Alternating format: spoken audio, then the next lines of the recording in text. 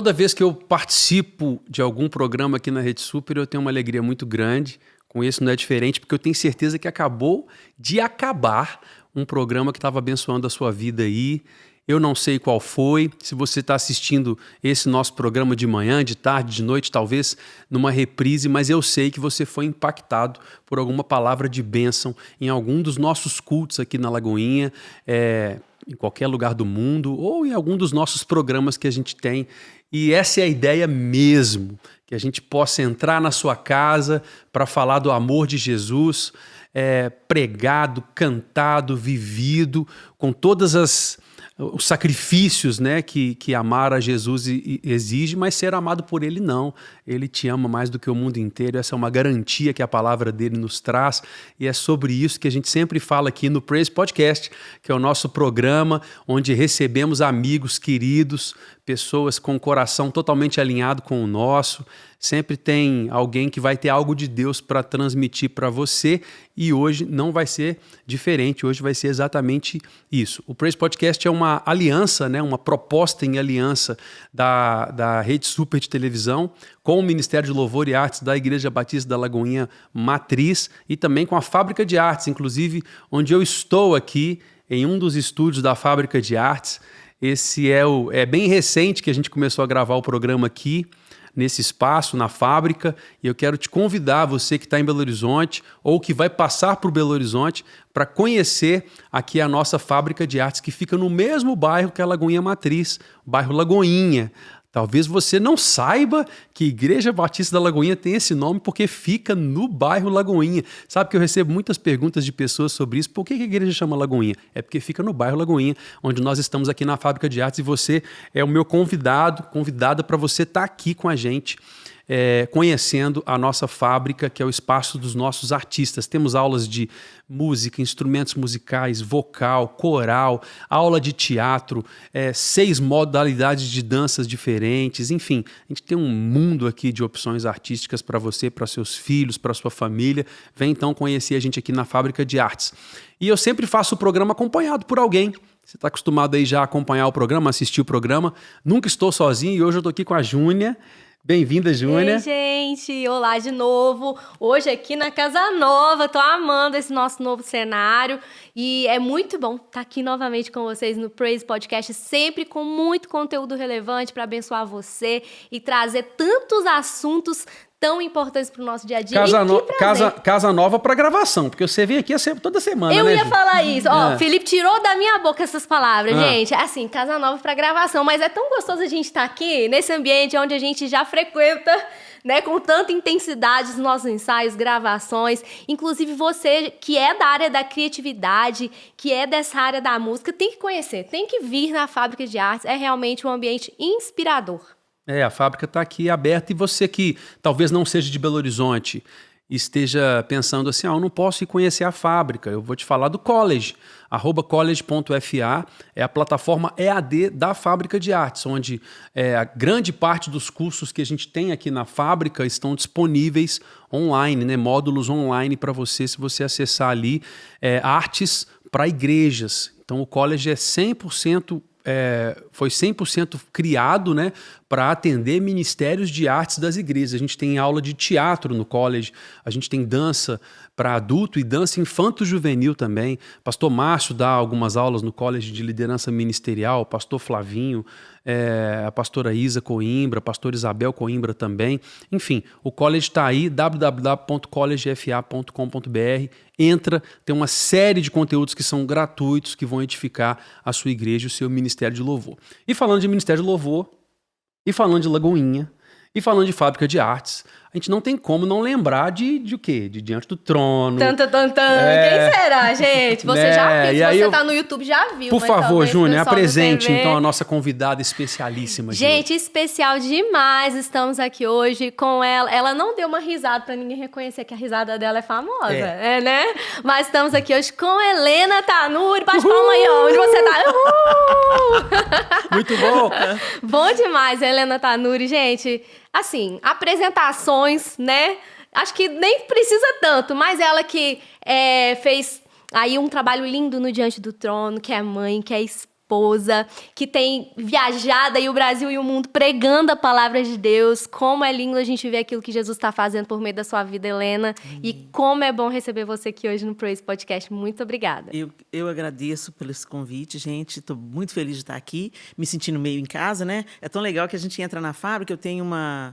É como se eu entrasse no túnel do tempo, né? Eu lembro quando eu vim, logo nos primeiros anos da fábrica, trazendo os meus filhos para aprender instrumento, né? Hoje a Sofia toca viola. Assim que a gente entrou nessa sala, o João olhou ali e falou assim, Miguel e Arthur, porque o Miguel aprendeu a tocar o baixo acústico e o Arthur, o violoncelo, aqui na fábrica. Então, é meio nostálgico e é tão bom a gente saber que essa casa tá sendo um instrumento mesmo para abençoar tanta gente, né? De quinta-feira eles vêm aí, né? Nas quintas-feiras ainda, ensaiam A gente tem aqui a orquestra de alunos, né? Do maestro Sérgio Gomes, Sim. que é o maestro que fez tudo que fez, né, na época do Diante do Trono e continua nas quintas-feiras aqui ainda dando aula para uma turma e os meninos estão aí. Sim, eles coisa linda. O trabalho do Sérgio, ele também deixou a sua impressão digital aqui na fábrica, né? Cuidando da formação da estrutura mesmo, porque ele, como músico, ele sabia como é que essas salas tinham que ser preparadas e tal. Então, por muito tempo, ele esteve aqui também. E é tão bom a gente saber que é um revezamento de bastão, né, gente? A gente prepara, corre a nossa porção e passa o bastão para a próxima geração, o mais fácil possível, para que essa geração vá além do que a gente foi, né? Então... mas tá cedo ainda, né? Você tá assim, tá passando um pedaço do bastão, mas tá segurando ele ainda aqui, que a gente acompanha, graças a Deus. Eu vou passando o bastão e corro atrás encorajando. Vai! Mas Deus tem usado tão grandiosamente sua vida. A Júnia foi até um pouco econômica, porque você é dubladora, é atriz. Há uns anos atrás eu tive o privilégio de trabalhar num projeto seu, né, que foi o 1968. Sim. O ano que nunca terminou. O ano que não terminou. O ano que não terminou. Que projeto incrível. Para você que ainda não viu, entra no YouTube aí e pesquisa. 1968, o ano que não terminou. Um projeto maravilhoso onde a Helena conta muitas histórias, né? Sim. E aí você olhando assim, eu lembro que na época você teve que fazer uma pesquisa, né? Para poder relembrar de várias coisas que você tinha vivido, né? Sim. E isso te levaram lá atrás, na época da infância. Como é que foi que Jesus chegou na sua vida, Helena? Porque muita gente conhece a Helena a partir dos holofotes, das câmeras, de um projeto que acabou se tornando um projeto conhecido no Brasil inteiro.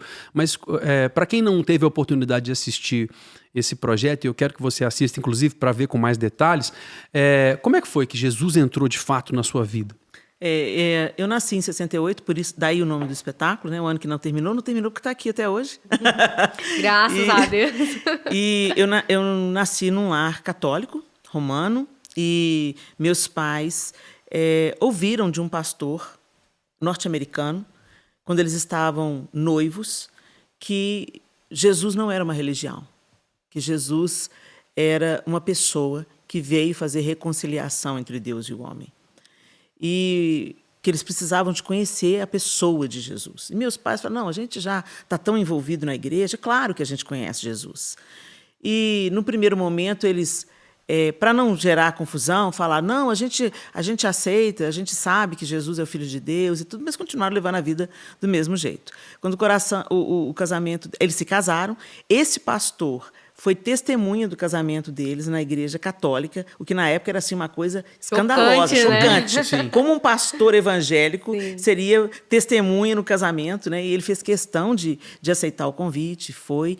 E durante 18 anos, esse pastor permaneceu orando pelos meus pais. A família toda missionária aqui no Brasil, vinda dos Estados Unidos. Você lembra o nome dele? Pastor John John Hoth. E a esposa Joy. E por que eles se conheceram? Porque a filha do pastor John se casou com o irmão do meu pai. O casamento não durou tanto tempo, mas eles se casaram. E também o evangelho veio para toda a família do meu pai. Mas todos eles assim, não, a vida está boa do jeito que está, a gente já tem Jesus no coração, como tantos de nós acreditamos até hoje, né? Que conhecer a história de Jesus, falar Jesus é o Filho de Deus, é ter um relacionamento com Ele, não é, né? E aí, aos 18 anos de casamento, eu e meus irmãos já existíamos, eu tinha 11 anos na época, meus pais, então, estavam vivendo uma crise aguda no casamento por causa de um adultério. E estes pastores foram visitar os meus pais. Tinha muito tempo que eles não iam na nossa casa, a gente não se via, e eles foram e falaram, olha, Deus nos mostrou que o casamento de vocês está fracassando, e nós viemos aqui. Naquele dia, os meus pais aceitaram Jesus na sala da minha casa. Olha. Eu acordei, eu estava dormindo no sofá da sala, eu acordei ali aos 11 anos de idade, assustada com o choro da minha mãe, o pranto dela na sua rendição. E eu lembro da Dona Joy olhando para mim, sorrindo e dizendo, está tudo bem, é um choro de cura. Olha só. E ali começou a jornada dos meus pais, eu fui acompanhando os meus pais para a igreja. Aos 14 anos de idade, eu tive o meu encontro pessoal com Jesus num acampamento de carnaval, um acampamento de toda a igreja. Isso era onde? Era a igreja Peniel. Mas em Belo Horizonte? Em Belo Horizonte, a igreja que fica aqui no Carlos Prates. Inclusive, Sei, a Peniel, ela nasceu da Lagoinha. Eles tinham um trabalho com a galera que mexia com drogas, e até hoje tem, né? E daí nasceu o Desafio Jovem Peniel, era um chamado muito específico. As pessoas que frequentavam a Lagoinha daquela época, sei lá quantos anos atrás, elas achavam muito estranho aquele tanto de hippie na igreja. Quem assistiu aí Jesus Revolution, era a versão de Jesus Revolution, sabe? Era bem Bem assim. mineira. E aí o pastor Reuel, que na época era da Lagoinha... Reuel Feitosa. Reuel Feitosa, exatamente. Ele entendeu que era o tempo dele abrir um ministério próprio para cuidar dessa galera, né? E foi na Peniel que nós, então, encontramos Jesus. Eu frequentei a igreja Peniel 6, 7 anos, e depois disso eu vim aqui para a Lagoinha. Desde a Peniel eu já gostava das artes, entrei para o coral, eu tinha 14 anos, eu recebi a Cristo, e logo depois eu entrei no coral da igreja, e fiquei no coral por um bom tempo, depois me envolvi com o teatro da igreja, então sempre ligada à música, à arte, sempre me pegou, né? E aí eu estava namorando com o João há pouco tempo, e meus pais estavam transicionando aqui para a Lagoinha. E o João, ele não foi muito bem aceito lá na igreja que eu frequentava, porque tinha uma expectativa...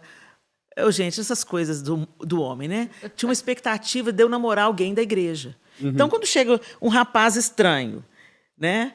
Eu com o João apresentando os meus amigos, por alguns ele foi até hostilizado. Tinha gente que conversava comigo e não olhava na cara do João. Olha, gente. Hashtag fica a dica, crente. Não dá essa bola fora, né? Não faça o que Jesus não faria. Meu Deus do né? céu. E aí o João se sentiu meio desconfortável. Só que eu vim apresentar num Confra Jovem uma peça teatral, que era o Peregrino na época. E o João veio assistir. E ele gostou da atmosfera. Imagina, Confra Jovem, ali no início dos anos 90, pegando fogo a igreja, o pessoal interagindo com a peça, sabe? Como a gente representando o Peregrino baseado no livro, né? E as pessoas vibravam. O João Lúcio falou assim, eu gostei demais dessa igreja, que igreja vibrante. E gente que nem conhecia ele, tratando ele com todo carinho, cumprimentando ele e tal, tal. E aí, no domingo seguinte, eu falei, vamos lá visitar a Lagoinha? Vamos. E não saímos mais. Era o tabernáculo na época. Era o tabernáculo na época, o templo principal não existia ainda, né? Nem tinha começado a construção ainda. Né? Não sou velha, gente. Benihim vindo aqui, foi mais ou menos nessa época. Foi mais ou menos nessa época. Sou velha não, tá, gente? Sou vintage. E assim, aqui começou, né? Se fortaleceu tudo aquilo que eu já tinha aprendido. O João batizou aqui já na Lagoinha, né? Enfim, e estamos aí até hoje. Interessante, porque Deus levantou, foi para Peniel, converteu lá e tal, depois vem para cá. A Nívia era da Batista da Floresta, de onde eu era também. Sim. E aí, num determinado momento, Deus direcionou para a família toda, eles vieram para a Lagoinha, e ali Deus começava a conectar as coisas, né? Você vê como é que Deus vai fazendo, ligando né? as peças, Ele e a vai gente nem ligando. percebe os movimentos, às vezes, que Deus está Deus fazendo, faz. né, na nossa vida. E depois a gente olha e fala, uau, encaixou. Exatamente. Deus é Deus mesmo, né? Deus é Deus. Perfeito. Eu me lembro muito de uma época que a gente começou a viver algo, era uma atmosfera muito diferente que a gente vivia aqui, sabe? Fala-se muito, quando eu viajo, até hoje as pessoas falam muito sobre isso, ó, Belo Horizonte, o que tem lá com relação a essa questão da adoração. Não é nada de diferente, eu acho que Deus começou um movimento aqui, né? Existiu um movimento aqui, incontestável, né? Porque não foi uma coisa que o homem podia ter construído. Foi uma coisa muito espontânea, como se focos de incêndio literalmente tivessem começado isoladamente, cada um no seu ponto, assim, né? E de repente a coisa pegou fogo e deu uma visibilidade para o Brasil inteiro. Quer dizer, não foi uma coisa que a gente sentou e planejou. Sistematicamente foi alguma planejada, Nada planejado. Uma agenda de Deus mesmo, né? Uma agenda de Deus mesmo. Eu me lembro, falando nesse tempo, Felipe, que uma coisa, o Diante do Trono já existia, e eu lembro que a Lagoinha experimentou um mover muito grande do Espírito Santo.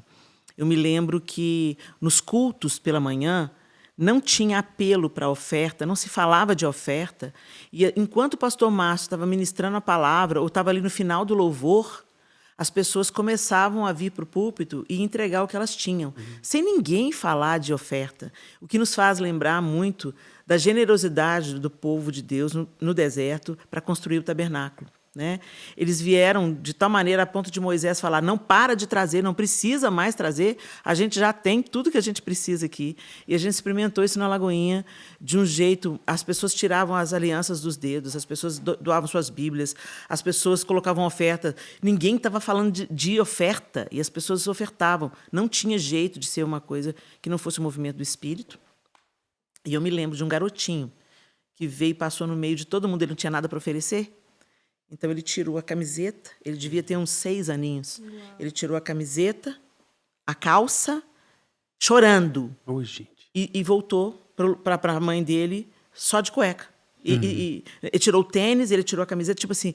Não tinha jeito daquilo ser uma manipulação humana, não se estava falando sobre isso, era um movimento do Espírito, e essas coisas a gente nunca mais esquece. Na época do documentário do pastor Márcio, né, a gente conversou com muitas pessoas, e eu me lembro do pastor Paulo César falando que uma das evidências do avivamento que a Lagoinha viveu não era, às vezes, o que as pessoas hoje enxergam, que fez, assim, aquele boom de fora, mas era justamente um mover de arrependimento, que era muito mais algo, às vezes, interno ali, pessoas confessando pecados, pessoas se arrependendo de coisas, né, que às vezes estavam ocultas, mas esse era uma evidência muito forte do avivamento. Esse movimento de generosidade, ele veio logo posterior. Uma coisa foi levando a outra, entende? Então, veio fazia apelo, as pessoas viam multidões, em lágrimas, arrependimento de pecados. Era uma evidência. Muitas coisas começaram a vir à tona, pessoas confessando o pecado mesmo. E depois disso veio essa onda de generosidade, espontaneidade, né?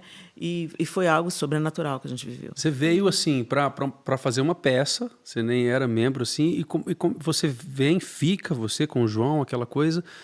Entendem que Deus tinha um tempo para vocês ali, e como que você começa a interagir com o ministério de louvor da Lagoinha, da igreja? O que acontece? Por causa dessa experiência que eu tive com o João meio traumática lá na Peniel, né? Chegou aqui, o João estava ávido por se envolver, e eu não queria me envolver. Eu estava ferida. Então eu falei assim, ótimo, uma grande igreja, ninguém vai me encher a paciência. Vou esconder. Vou esconder, né? Só que Deus te acha, não tem jeito não. Se você está pensando que você vai ficar escondido, não vai. E o João foi convidado para entrar numa banda. Daí a pouco ele chegou em casa e falou assim, pessoal, quer que você faça uma participação na banda? Eu falei, João, você pode ir, mas eu não quero ir. Mas não teve jeito. Eu fui fazer uma participação, o Robinho me viu cantando e convidou nós dois, eu e o João, para entrarmos no El Chamar. El Chamar. Né? E aí, no El Chamar, eu falei assim, eu não quero. O único grupo que eu me vi entrando, talvez um dia, quem sabe, era o El Chamar. Porque tinha a ver comigo, na época tinha uma coisa de coreografia também, que na época era uma coisa muito em alta, né? Hoje, quando a gente olha para o vídeo, a gente pode rir, porque é uma linguagem já ultrapassada, mas nada perde o seu valor, porque ele cumpre o seu propósito. Né?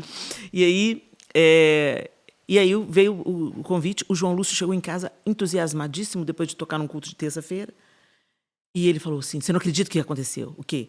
O Robinho chamou eu e você para fazer um teste para entrar no El Chamar. Eu falei assim, meu Deus...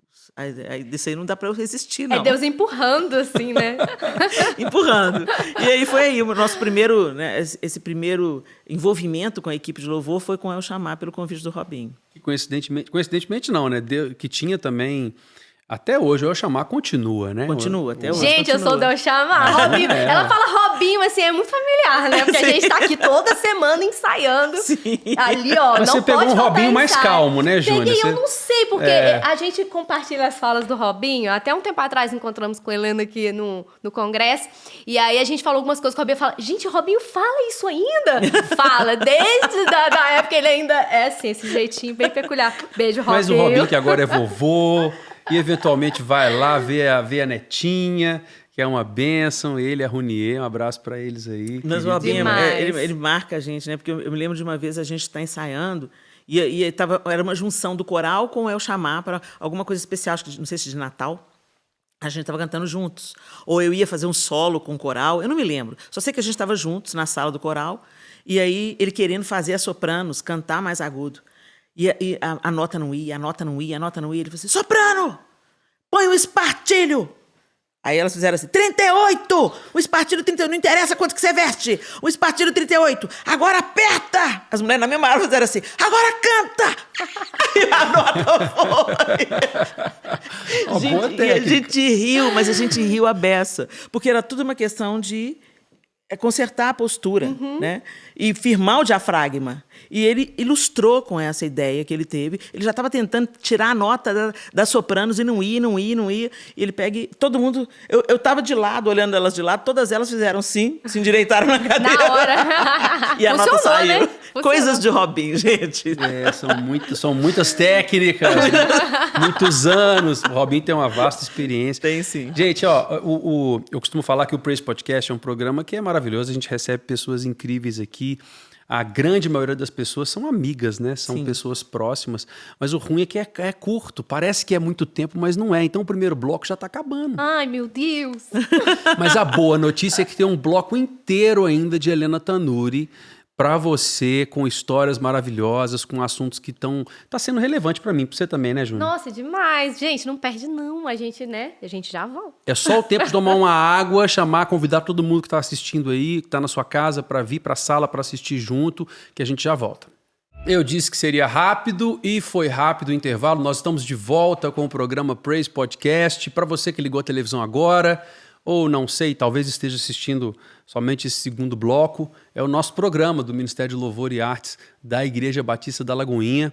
O perfil do Instagram nosso, do Ministério, é @lagoinha1. Você pode seguir, compartilha os recortes dessa entrevista, desse bate-papo, na verdade, né? E de todos os outros que a gente faz aqui no Praise Podcast, são postados sempre aqui. Sempre uma frase, talvez, algum versículo, algum tema que é postado no nosso perfil do Instagram e você pode espalha para muita gente, porque assim como edifica a nossa vida quando a gente apresenta, edifica a sua também, pode edificar de alguém que talvez esteja literalmente precisando receber essa mensagem. E quando você encaminha para alguém, pode ser que Deus queira usar exatamente aquele recorte para poder tocar o coração daquela pessoa, né, Júnior?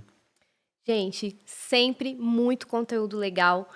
Tanto o programa inteiro, quanto os recortes. Então, assim, compartilha com as pessoas que você conhece, compartilha com aqueles que Deus tem colocado à sua volta e seja uma voz aí que espalha boas notícias, que espalha coisas boas, porque ultimamente tá difícil, né, Felipe? A gente tá espalhando muita coisa que não é tão legal. Mas para esse podcast você pode espalhar à vontade. É isso mesmo. E também o site da Rede Super, www.redesuper.com.br, onde esse programa é exibido, né? Além de nas redes sociais, é exibido na Rede Super. E entrando no site você tem acesso a toda a programação da Rede Super, tem cultos, dos mais... Gente, a gente tem culto que é feito para as irmãs do coque e culto que é para a mocidade, a galera quebrar tudo e pular e bater a cabeça, tirar o pé do chão. Então tem culto para toda a sua família, para os adolescentes, para os jovens, para os adultos, para os idosos.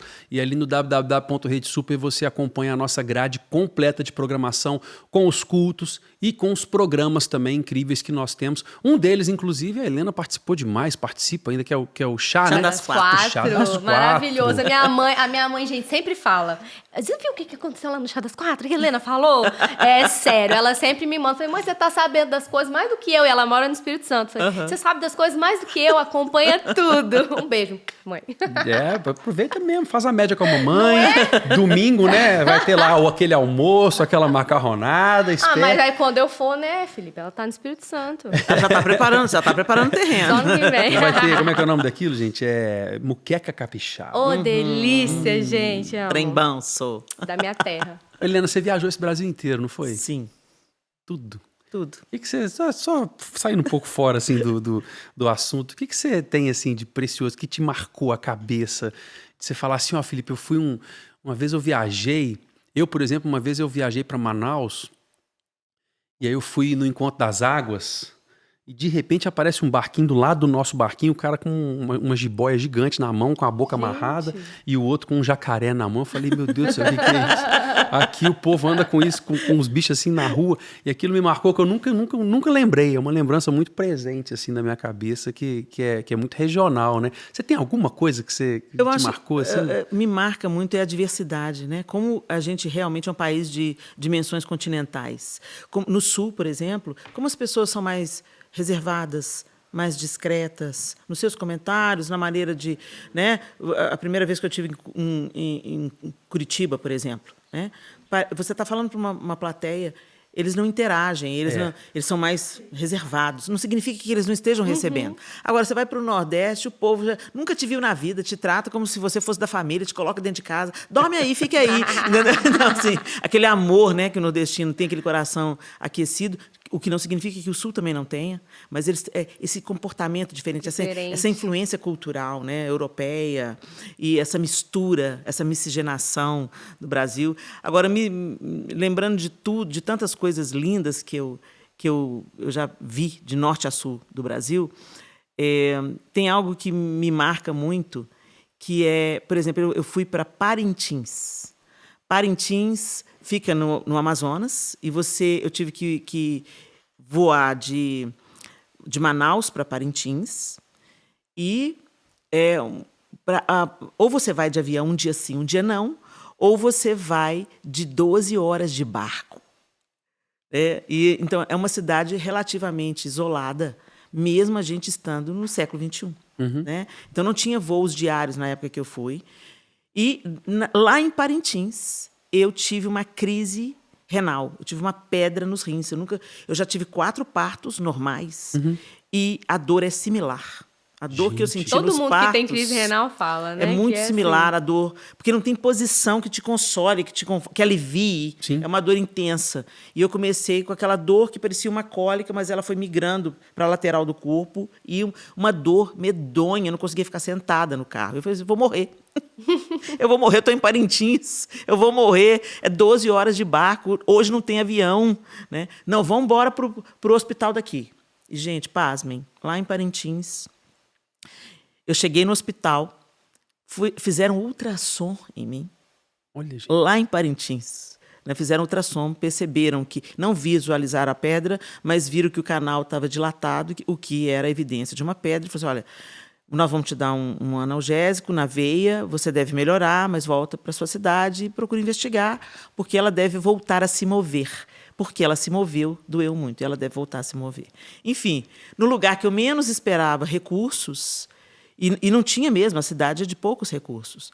Eu tive recursos. Eu andei naquelas voadoras, né, fui para uma ilha lá, nadei no Amazonas. Então, foi uma experiência que me marcou muito a minha ida a Parintins. Antes disso, você teve Bom, você chegou até isso porque o Diante do Trono se tornou um projeto mundial, né? Sim. Muito Brasil, mas também reconhecido no mundo inteiro como... Se estendeu, né? Foi um projeto que abençoou e abençoa ainda milhões de pessoas.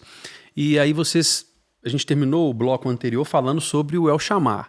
Você chega no El Chamar e começa a participar do Ministério de Louvor da Igreja. Sim. Aí é onde nasce e começa o Diante do Trono, nesse período? É nesse período que nasce. O E Sérgio... teve uma conversa assim que a gente tem, igual a gente tem, continua tendo no backstage ali, né, da igreja, tá ali tomando um cafezinho antes de começar o culto e batendo papo. A gente vai fazer um grupo chamado Diante do Trono? Como é que foi isso? Não. Vamos montar uma banda? Vamos montar uma banda? Você toca baixo? Você guitarra? Vamos montar uma banda? O João canta, a Helena canta, vamos fazer uma banda chamada Diante do Trono. Não nasceu assim, né? Nasceu de registrar, do desejo de registrar as canções que Deus já estava dando a Ana Paula, que era do El Chamar, o desejo de registrar essas canções e unir esse desejo para começar um trabalho missionário na Índia.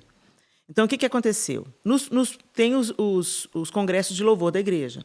Na época, a Ana era líder de louvor da igreja, uma das líderes de louvor da igreja. Ela tinha acabado de vir do CFNI, e lá ela tinha conhecido um professor, o Kevin Jonas, que é o pai do Jonas Brothers, e ele era pastor numa igreja, e eles iam registrar um projeto para cantar A Ele a Glória, que é a música do Kevin Jonas. E aí, a Ana foi gravar a versão em inglês, em português. Ela ia cantar gravar, e ela, como nós fizemos aqui no Exaltado, com participações de angolanos e alguém cantando em inglês, a Ana ia cantar em português. E nessa viagem, o pastor Márcio, que estava voltando da Índia, vendo uma necessidade latente lá, disse para o Sérgio: acompanha a Ana a essa viagem e aprende tudo sobre gravação, porque nós vamos registrar os louvores da Lagoinha, para a gente começar um trabalho missionário na Índia. O Sérgio foi acompanhando a Ana nessa viagem, e durante essa viagem a Ana tomou coragem de mostrar para ele uma das suas canções. Porque uma vez ela foi mostrar uma canção para alguém, e essa pessoa, que ela nunca contou quem foi, falou assim: nossa, que música horrorosa. Ela não falou que a música era dela. E era a música... Agindo eu, quem impedirá? E ela cantou para a pessoa, e a pessoa falou: nossa, que música horrível. Muito ruim essa música. E ela se travou com aquilo. Mas aí depois, ela tomou coragem e foi cantar para o Sérgio. Que música que ela cantou para o Sérgio? Diante do Trono. Eu me prostro. E aí o Sérgio falou: que música linda, Ana. Tudo. Vamos registrar. E colocaram as músicas da Ana para fora, né, que ela guardava para si. Registraram a música, e quem participou daquela primeira gravação foi um coletivo de todos os ministérios de louvor da igreja. Então, o El Chamá também participou, várias pessoas participaram. A gente estava registrando o louvor congregacional da Lagoinha, através das músicas que Deus tinha dado, a maioria delas para a Ana. Tínhamos também versões e tal, músicas de outros compositores naquele primeiro projeto. E dessa junção, que a gente pensou que ia ter um CD, a primeira tiragem foi o número de membros que a Lagoinha tinha na época, 5.000 membros, para começar o trabalho missionário na Índia.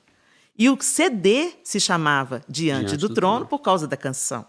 Mal sabíamos nós que ali estava nascendo o ministério Diante do Trono e que ia ganhar o propósito e a reverberação que ganhou. Eu sei da história. Sim. Eu perguntei para o pessoal de casa saber. Para te ouvir, e para te ouvir dizer, principalmente para que a gente entenda, para que você entenda a importância de se tornar público aquilo que já se vive no privado. No privado. Eu tenho ministrado muito sobre isso, sabe? Sim. As pessoas querem muito fazer projetos. Sim. A gente quer gravar, a gente quer registrar, a gente quer fazer um espetáculo e tudo.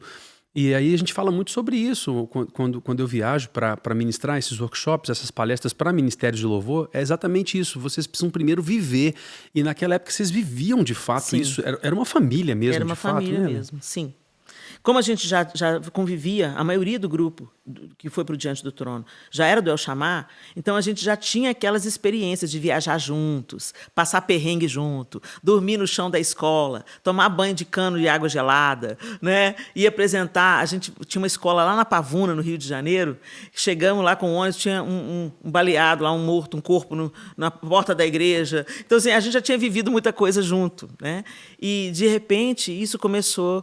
E a mesma coisa também, não apenas as aventuras, as viagens, mas a busca, o desejo, a necessidade de oração, vigília, consagração, né? Isso tudo já existia.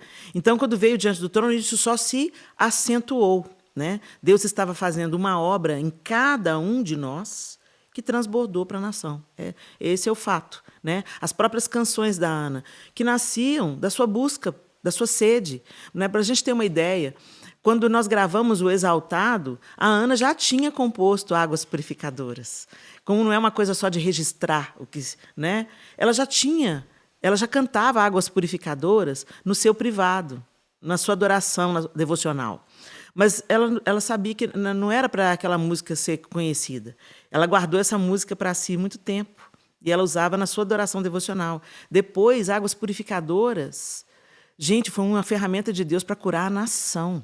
Quantos testemunhos nós recebemos posteriores ao dia daquela gravação. Pessoas que estavam num hospital, perto ali da Gamileira, onde a gente gravou. Pessoas foram curadas no hospital, enquanto eu estava tendo aquela ministração instrumental do Diante do Trono.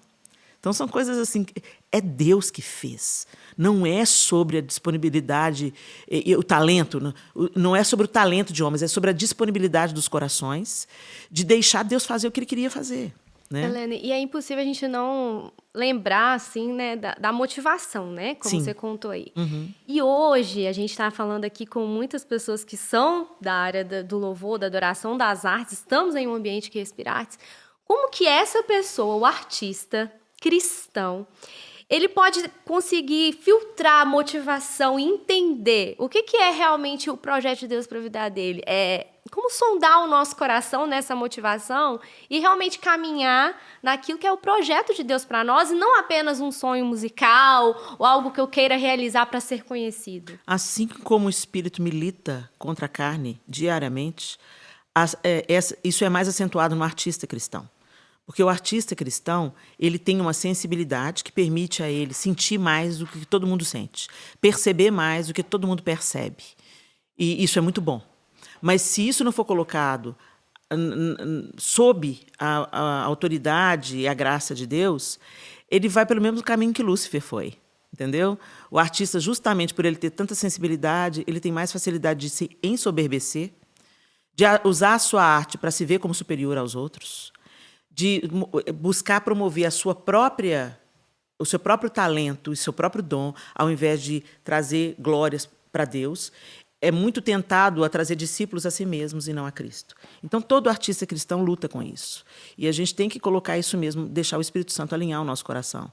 Porque, ao mesmo tempo que o artista ele é mais sensível, ele também é mais carente. Ele tem uma necessidade de aceitação, uma necessidade de aplauso, de aprovação, né? E a linha que divide as coisas é muito tênue. Então, eu posso dizer isso por mim mesma. Muitas vezes, quando eu estava mais exposta ao mundo das artes, eu tive que travar verdadeiras batalhas com a minha vaidade, com o meu orgulho, com o meu ego, né? Com o meu desejo de aprovação. Muitas pessoas que estão feridas, elas querem ser curadas através da manifestação artística, e não é assim. Via de regra, isso vai dar ruim. A pessoa vai fazer do palco o seu lugar de buscar aprovação, se sentir aceita, se sentir aprovada para ser curada. E isso não pode acontecer assim. Porque aí Satanás começa a manipular um dom que Deus deu, através da nossa ferida. Por isso que, por exemplo, quando eu comecei a perceber as feridas na minha alma, por causa das feridas que eu carregava desde a minha infância, quando a Zenete veio fazer um trabalho espiritual com Diante do Trono, e isso começou a ser percebido, a primeira atitude da Zenete foi me afastar do grupo. Eu fiquei sem poder ministrar. E ela falava, mas você tem que estar em todos os cultos. Estava prestes a ter um congresso de louvor e adoração, falou assim, você vai participar do congresso de louvor e adoração no primeiro banco, mas você não vai cantar. Uau. E, gente, aquilo foi muito difícil. O meu orgulho foi esmagado, foi quebrado em 1000 pedaços. E doeu absurdamente. Mas valeu a pena. Porque eu precisava de ser liberta de uma motivação errada. E muitas vezes as nossas dores, os nossos traumas, o nosso desejo de aceitação, às vezes muitos de nós, artistas, carregamos uma rejeição com a gente, em algum momento da nossa vida. Todo ser humano sofre rejeição, mas isso no artista deixa uma marca mais funda. Então, a gente precisa de primeiro se expor à cura do Senhor no nosso secreto, para depois a gente transbordar na plataforma. Tem dois lados dessa moeda, inclusive, né? A gente tem os artistas que precisam ser contidos, porque ele quer muito a exposição, ele quer muito a plataforma, ele quer muitos aplausos, mas acho que você já viveu isso também, pode falar por experiência de algum período em que você não quer isso, né? Deus está te impulsionando, Deus está te chamando, tá empurrando. Eu conversava com a Nívia esses dias, inclusive, e a Nívia falou que quando começava a introdução de Aclame ao Senhor, que ela arrepiava, assim, que ela de medo, né? Sim. Que dava nela um pânico de ter que cantar por uma série de fatores. Você passou por um tempo assim também, né? De Deus te impulsionar, de você...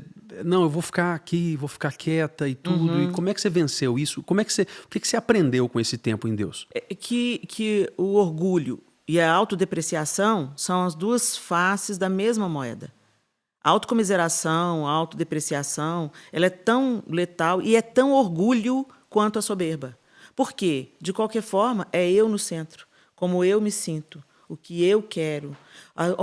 Ninguém, eu não consigo, entendeu? Eu não vou, o que vão achar de mim? O que vão pensar? Né? Ou eu vou, eu sei, eu posso, entendeu? São extremos, mas são intrinsecamente um problema de ego, entendeu? Eu não posso ou eu posso tudo. Não é nenhuma coisa nem outra. A gente precisa buscar... Eu tudo posso naquele que me fortalece, entendeu? O Senhor pode me levar onde Ele quiser me levar. Onde Ele tiver para me levar, eu estou pronta. Né? Sempre consciente. Você tem uma coisa que eu exercito diariamente, Felipe. É a consciência de que é tudo sobre o que Ele quer fazer. Como o apóstolo Paulo diz, vasos de barro, para que a excelência do poder seja de Deus. O que é um vaso de barro? Eu conheço vasos de cerâmica maravilhosos. Eles são lindos, mas eles são frágeis. Então, a gente tem que entender, nós somos finitos. Nós podemos ser lindos, talentosos, o nosso dom pode ser maravilhoso, mas nós somos frágeis.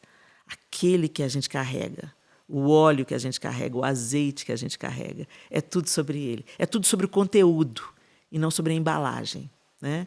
Então, as pessoas, às vezes, elas nos imaginam, elas nos constroem, na imaginação delas. Há uma grande mulher de Deus, mas de Deus eu não escondo quem eu realmente sou.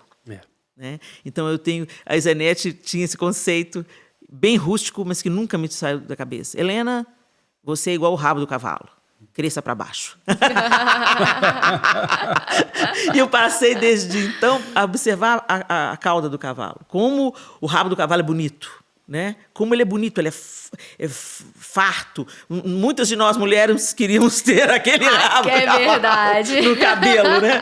Ele é lindo, mas realmente ele cresce para baixo. Né? Então, assim, não nos ensoberbecer, entendendo a nossa fragilidade, e não também nos menosprezar.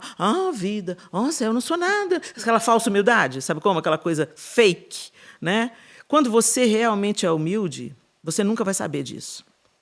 Se você realmente é trabalhado na humildade, você nunca vai saber. O dia que você desconfiar que você é humilde, já deu errado, já deu ruim. Mas exercitar essa consciência. Grande é o Senhor, poderoso é o Senhor. Que coisa linda, Deus me deu esse dom. Bendito seja Deus, que alegria Ele compartilhar essa riqueza comigo. Né? E, às vezes, eu hoje pregando, mais do que cantando, às vezes eu estou eu estou num dia péssimo, emocionalmente frágil, fisicamente frágil. Aí eu subo no púlpito, como já aconteceu algumas vezes, de eu subir para comunicar que eu não ia pregar, que o João ia pregar no meu lugar, porque eu não conseguia engolir saliva. E eu preguei, e eu cantei, e a coisa aconteceu, e eu sabia que não era nada sobre a minha questão física. Quando acabou, o João estava com o olho regalado, a boca aberta, olhando para mim, e falou assim: meu bem, se eu tinha alguma dúvida que era Deus na sua vida, hoje eu não tenho nenhuma. Por aí. Né? Então, essas coisas a gente entende bem na função. No exercício do ministério, a gente vê que é tudo sobre Ele mesmo. Amém. E a gente se sente tão agradecido, porque apesar de sermos vasos de barro, Ele escolheu nos encher, que Ele transborde através dos dons que Ele nos deu. E que a glória seja totalmente para Ele. Aleluia. Eu ficaria aqui mais 2 dias, viu? Não é? Vamos fazer vigília? Vigília de podcast, vocês topam, gente? Eu acho que eles topam. Acho que todo mundo que está assistindo esse podcast topa. É uma pena que o tempo é curto. Mas aí vamos fazer o seguinte, Helena. Eu quero já te convidar para a gente poder fazer um especial. Quem sabe a gente consegue isso, hein? Vamos lá, o que você fazer manda? Um especial, trazer alguns amigos dessa época. Seria ótimo. A Ana. Vamos ver se a gente consegue armar isso daí para poder ficar um tempão batendo papo. Já pensou? Que delícia. Tomara que dê certo. Eis-me aqui, pode contar comigo. Pronto. Vocês viram, né, gente? Tá registrado. A Ilana já topou. Pronto, tá tudo certo. Essa aliança, ela é preciosa e ela é eterna, né? Amém. A gente tem o privilégio de viver essa aliança aqui na Sim. Terra, sabendo que teremos o privilégio também de compartilhá-la no céu. Amém. Ora, Isso vem, isso Senhor muito lindo. Jesus. Ansiamos por Amém. isso. Eu fico curiosíssima, porque eu creio plenamente que, ao contrário do que muita gente pensa, né? Que no céu que nós vamos ficar só... Levitando, né? Não é nada disso. Nós também teremos funções, né? Teremos funções a ser desempenhadas para a glória de Deus e designadas pelo Rei, né? Eu fico muito curiosa de saber, viu? E aí, Senhor, não vai precisar mais de eu pregar, né, Senhor? E aí, vou voltar a cantar? Vamos fazer podcast lá no céu. Vamos fazer podcast lá no céu. Vamos ver o que ele vai designar para nós.